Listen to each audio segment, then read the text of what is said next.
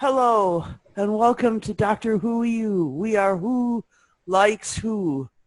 We three like Doctor Who a lot, and we are here to share with you the Keys of Marinus. It's the story, it's the fifth story of the first Doctor run, and Harry's read the book, and Philip and I have watched the old black and white cool televised edition, and so yeah, it's got Barbara and Ian and Susan and the first Doctor and a planet that they lived at, and are trying to help this old guy recover his technology, his lost tech. Anyway, wonderful story. And here's Alex. So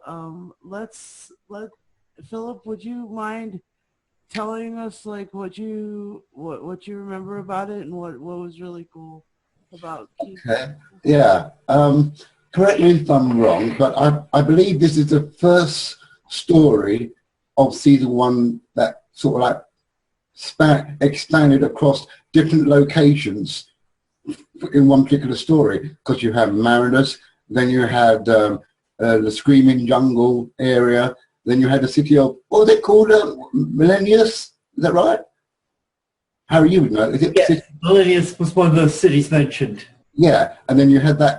Then you had the ice-frozen planet area where Barbara nearly comes to us again. But anyway, overall, the story is a wonderful journey across those different locations.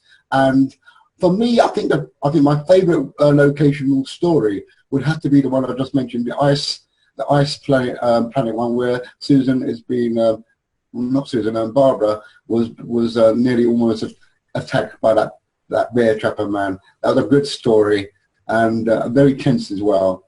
The Screaming Jungle was quite nicely done as well, because the fact that the clues that they had to try and find the keys, that were really well done, and how it was all placed out. One key was hidden in a glass vial, another one inside an axe or something, and then another one guarded by sort of like weird knights that came to life as the ice melted. It's a really good, enjoyable story, and I urge anyone that hasn't seen it to go to watch it. It might be black and white, and it might be done in 1963 or 4, but it is one of the best stories of the first season.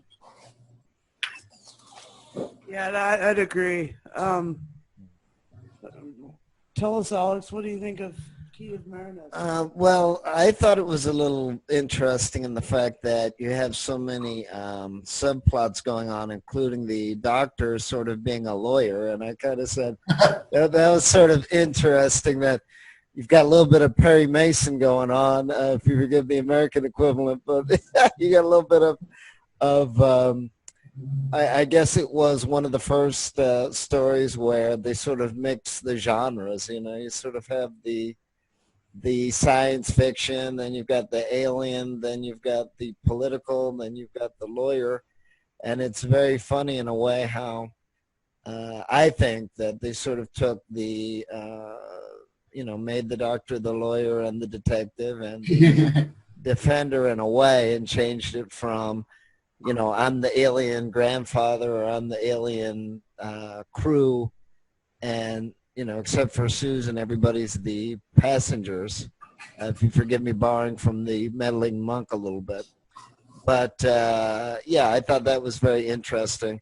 And it was also very intelligent too, and I thought that was kind of interesting. That was one of the first stories where you mix the genres, and as the other people in the group would say, you can, depending on how you write the story and depending on how you write the plot and the characters, you can mix Doctor Who. You can have a story with some elements of sci-fi. You can write the story with some elements of surprise. You can write it with some elements of politics and mix it all in there. And Doctor Who was one of the first TV shows to do that. Not that other TV shows didn't try. You had other competitors in America, but it was kind of interesting how it sort of had a little bit of a Twilight Zone, alien, sci-fi, legalistic, and then you also possibly had a murder mystery also included in there. That's right. So it's funny how it's funny in a very good way, in a very positive way, that they kept it very serious, but they peppered it with little attempts at humor, and they showed the crew doing many different things. Susan and Barbara and Ian, and Ian's in trouble, and the doctor, actually defends him and does it very well. So it was very interesting that they mixed it, but it still reminded me a little bit of Perry Mason, a little bit. But that's a compliment. That's not an insult to either show. Okay. Harry, tell us about the book, please. Well, the book is written by Philip Hinchcliffe. The name that you're a fan of the show, you'll recognize. Former producer.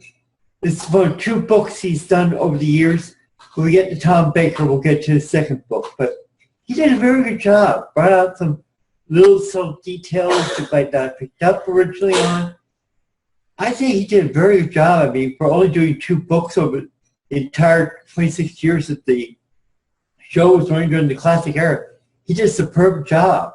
It was, as I said, he cut all the details, broke it down chapter by chapter, giving each chapter a title the way that a good author should.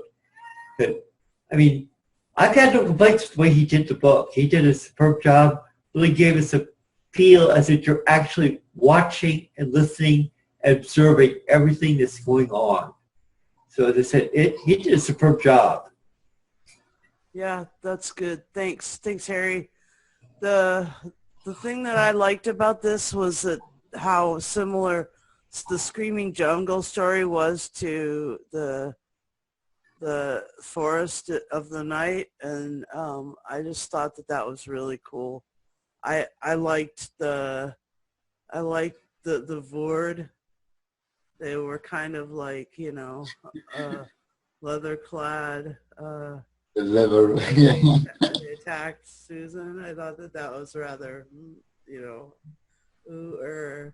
and the doctor being Ian's defender. I mean, he's always giving Ian such a hard time, and then to have him turn around and actually have to defend him, I mean, that was pretty brilliant too. It was. So, and the lost tech, the lost keys of Marinus. The Voord at the end was like, "I'm going to be so amazing with this,"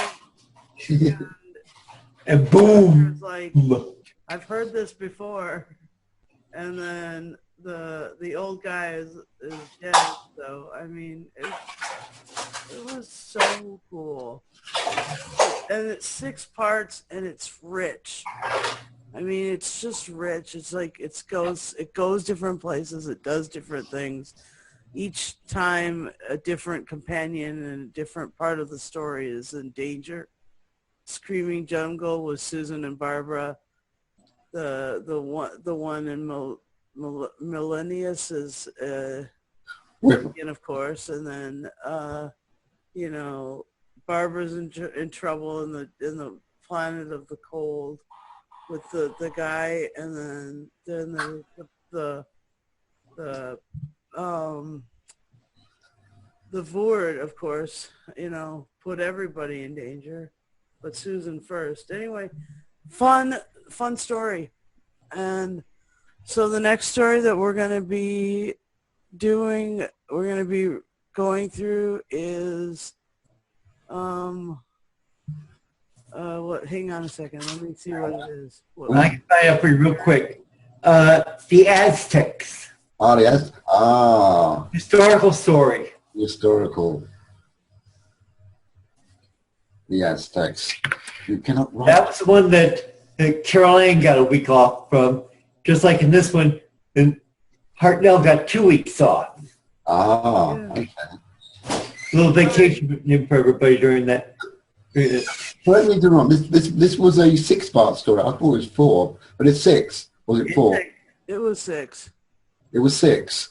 Oh, 'cause I felt like they had an awful lot was jammed into it, into 4 segments. I thought, wow, I don't know how they managed to do it, but if it was 6, then that's fine. They managed to stretch it out quite a bit. But at no time throughout those 6 episodes did it falter. It was tightly done. It was nice. The sets were good. I don't know how they managed to build the sets in time to make that whole epic, because the sets were gorgeous at each place. And we neglected to mention the city of Morphotus. The ones with the funny little eyes on their skulls, on their brain. Oh my gosh. We The forgot ones who are able to mind control. Yes. Yes. Yeah, convince you that what you've got was lovely, gorgeous, sumptuous stuff, but in reality it's all rags and horrible, nasty things. That was a good story too. That was a very good one too. Yeah, and that's where the TARDIS team picked up their 2. They picked up those two. Yes, that's right. Companions. The original ones that went to look for the keys in the first place for Arbitan. Yeah. Yeah. I forgot about. We should have mentioned those two. We neglected them too. But yeah. So you know what? It's fantastic. I mean, I would watch that. I would watch it over and over again if I wanted to. I would do it because it's got so much to it that grabs you, keeps your attention going, and you know. And I keep going back to the man in the snow with suit, because that's quite a serious subject when you think about a man attacking a woman in that, or with the intent to attack a woman that way. That's kind of serious for a children's program back in those days. So that's quite a brave thing they did there to do that. Yeah, and they went there and they were, you know, they were brave in doing that. Yes, you know, that's why I love how helping kids develop stranger danger. Also, one other thing. This was the first story where we actually see the TARDIS materializing. Oh yeah. Oh, is it? Oh, yeah, the very first story. Up until this time, we've seen the TARDIS already on the scene, and everybody getting out. But this was the first time we actually saw the TARDIS materialize. That's a very interesting fact. Thank you, Harry. I should have realised that, but it just went, wow. So for the viewing public, then in that case, they would have gone, that's how it goes from one place to another, and that would have been a marvel to them. So yeah, yes, Harry, that's an important point. Very important. Okay. Just glad to be able to bring out a little tidbit like that. Wow. All right, well, you guys, let's come back and do Aztecs in a little while. Thanks for reading, and thanks for watching, Philip, and we'll see you guys on the next Doctor Whoooeeooo. Keep watching, keep subscribing, keep on hooing. Thanks. Yep. Yeah.